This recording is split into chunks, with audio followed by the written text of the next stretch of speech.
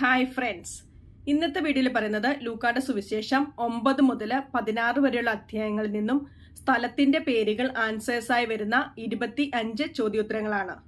വ്യക്തികളുടെ പേരുകൾ ആൻസേഴ്സായി വരുന്ന 48 ചോദ്യോത്തരങ്ങൾ ഓൾറെഡി അപ്ലോഡ് ചെയ്തിട്ടുണ്ട്. അതുകൂടി നിങ്ങൾ നോക്കുക.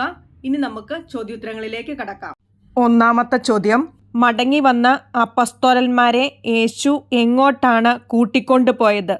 ബെത്സൈദ എന്ന പട്ടണത്തിലേക്ക്. രണ്ടാമത്തെ ചോദ്യം, യേശു എവിടെ അപ്പം വർദ്ധിപ്പിച്ചപ്പോഴാണ് ഏകദേശം 5000 പുരുഷന്മാർ ഉണ്ടായിരുന്നത്?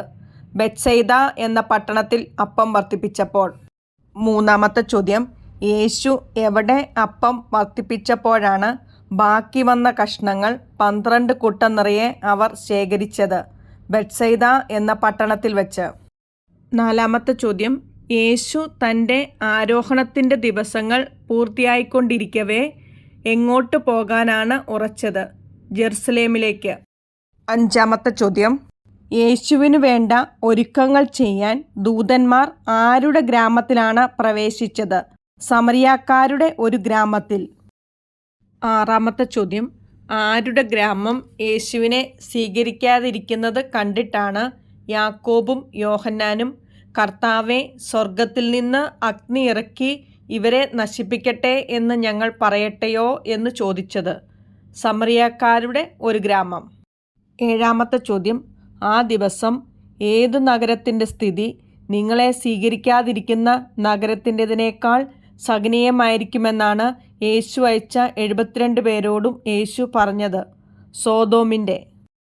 എട്ടാമത്തെ ചോദ്യം, 10-13 വാക്യമനുസരിച്ച് ആർക്കൊക്കെ ദുരിതം എന്നാണ് പറഞ്ഞിരിക്കുന്നത്? Chorazin, Bethsaida. ഒമ്പതാമത്തെ ചോദ്യം, കൊറാസിൻ, ബെത്സൈദ എന്നിവിടങ്ങളിൽ നടന്ന അത്ഭുതം എവിടെ നടന്നിരുന്നുവെങ്കിൽ അവിടുത്തെ ജനങ്ങൾ ചാക്കുടുത്തും ചാരം പൂശിയും പണ്ടേ തന്നെ പശ്ചാത്താപിക്കുമായിരുന്നു എന്നാണ് പറഞ്ഞത്?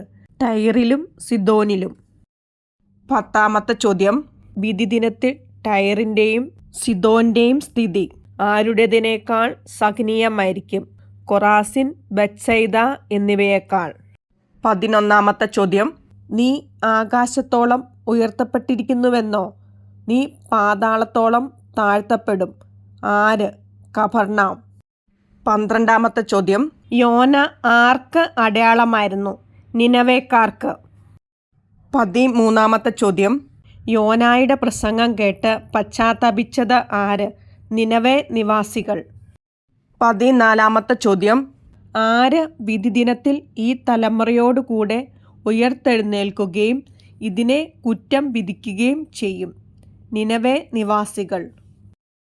15ാമത്തെ ചോദ്യം, ആരുടെ ബലികളിലാണ് പീലാത്തോസ് അവരുടെ രക്തം കൂടി കലർത്തിയത്? ഗലീലിയക്കാരായ ഏതാനും പേരുടെ ബലികളിൽ. 16ാമത്തെ ചോദ്യം, എവിടുത്തെ ഗോപുരം ഇടിഞ്ഞു വീണാണ് 18 പേർ കൊല്ലപ്പെട്ടത്? സീലോഹായിലെ ഗോപുരം. 17ാമത്തെ ചോദ്യം, സീലോഹായിലെ ഗോപുരം ഇടിഞ്ഞു വീണ് കൊല്ലപ്പെട്ട 18 പേർ അന്ന് എവിടെ വസിച്ചിരുന്ന എല്ലാവരേക്കാൾ കുറ്റക്കാരായിരുന്നു എന്ന് നിങ്ങൾ വിചാരിക്കുന്നുവോ എന്നാണ് യേശു ചോദിച്ചത്? ജെറുസലേമിൽ വസിച്ചിരുന്ന. 18ാമത്തെ ചോദ്യം, 13-22 വാക്യമനുസരിച്ച് യേശു പട്ടണങ്ങളിലും ഗ്രാമങ്ങളിലും പഠിപ്പിച്ചുകൊണ്ട് എങ്ങോട്ട് യാത്ര ചെയ്യുകയായിരുന്നു? ജെറുസലേമിലേക്ക്. 19ാമത്തെ ചോദ്യം, ഇന്നും നാളെയും മറ്റന്നാളും ഞാൻ എൻ്റെ യാത്ര തുടരേണ്ടിയിരിക്കുന്നു എന്ന് യേശു പറയാനുള്ള കാരണമെന്ത്? ജെറുസലേമിന് പുറത്തു വെച്ച് ഒരു പ്രവാചകൻ നശിക്കുക സാധ്യമല്ല, അതിനാൽ.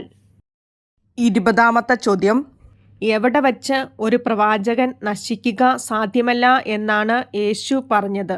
ജെറുസലേമിന് പുറത്തുവച്ച്. 21ാമത്തെ ചോദ്യം, ആരാണ് പ്രവാചകന്മാരെ കൊല്ലുകയും അവരുടെ അടുത്തേക്ക് അയക്കപ്പെടുന്നവരെ കല്ലെറിയുകയും ചെയ്യുന്നത്? ജെറുസലേം. 22ാമത്തെ ചോദ്യം, പിടക്കോഴി കുഞ്ഞുങ്ങളെ ചിറകിൻ കീഴ് ചേർത്ത് നിർത്തുന്നത് പോലെ ആരുടെ സന്താനങ്ങളെ ഒന്നിച്ചു ചേർക്കുന്നതിന് ഞാൻ എത്രയോ പ്രാവശ്യം ആഗ്രഹിച്ചു എന്നാണ് പറഞ്ഞിരിക്കുന്നത്? ജെറുസലേമിൻ്റെ സന്താനങ്ങളെ. 23ാമത്തെ ചോദ്യം, യേശു പറഞ്ഞ സമറിയാക്കാരൻ്റെ ഉപമയിലെ ഒരുവൻ എവിടെ നിന്ന് എവിടേക്ക് പോകുകയായിരുന്നു? ജെറുസലേമിൽ നിന്ന് ജെറീക്കോയിലേക്ക്. 24 ചോദ്യം. യേശു എവിടെ പ്രസംഗിച്ചുകൊണ്ടിരുന്നപ്പോഴാണ് 12 പേരും യേശുവിൻ്റെ അടുത്തു വന്ന്, നാം വിജനപ്രദേശത്തായതുകൊണ്ട് ഗ്രാമങ്ങളിലും നാട്ടിൻപുറങ്ങളിലും പോയി താമസിക്കുന്നതിനും ഭക്ഷണസാധനങ്ങൾ വാങ്ങുന്നതിനും ജനങ്ങളെ പറഞ്ഞയക്കുക എന്നു പറഞ്ഞത്? ബെത്സയിദ എന്ന പട്ടണത്തിൽ പ്രസംഗിച്ചുകൊണ്ടിരുന്നപ്പോൾ. 25 ചോദ്യം. യേശു ഏതു സ്ഥലത്തിൻ്റെ പേരാണ് അടുപ്പിച്ച് പറഞ്ഞത്? ജെറുസലേം. 26 ചോദ്യം.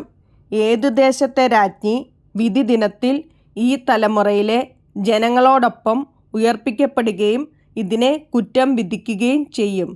ദക്ഷിണദേശത്തെ രാജ്ഞി. അടുത്ത വീഡിയോയിൽ വേറൊരു ടോപ്പിക് ഇടുന്നതായിരിക്കും. Thanks for watching.